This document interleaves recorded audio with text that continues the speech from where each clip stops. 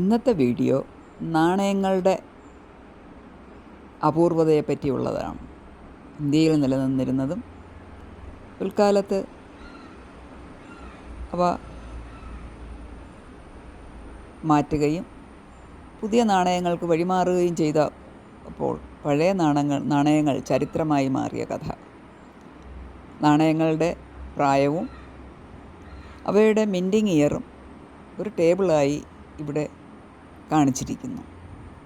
നാണയത്തോടൊപ്പം വലതുവശത്ത് എഴുതിയിട്ടുള്ളത് നാണയത്തിൻ്റെ മൂല്യവും താഴെയായി നാണയത്തിൻ്റെ മിൻറ്റിങ് ഇയറും കൊടുത്തിരിക്കുന്നു. ഓരോ മിൻറ്റിങ് ഇയറിൽ നിന്നും ആ നാണയത്തിൻ്റെ പ്രായം നമുക്ക് മനസ്സിലാക്കാൻ കഴിയും.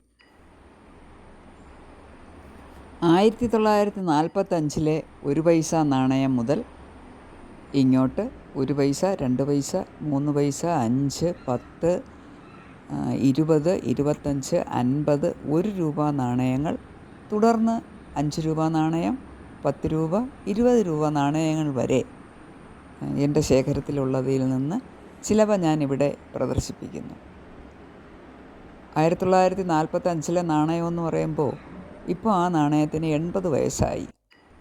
അതായത് ഒരു 70 കൊല്ലം മുൻപൊക്കെ ജീവിച്ചിരുന്നവർ കൈകാര്യം ചെയ്തിരുന്ന നാണയം പിൽക്കാലത്ത് കുറേ നാളുകൂടി അത് നിലവിലുണ്ടായിരുന്നിട്ടുണ്ടാകാം.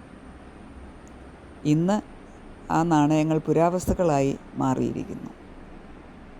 അപ്പോൾ ഇതിൽ ഞാൻ ശേഖരിച്ചു വച്ചിരുന്ന കുറച്ച് നാണയങ്ങൾ അവ ഇന്ന് നിലവിലില്ല.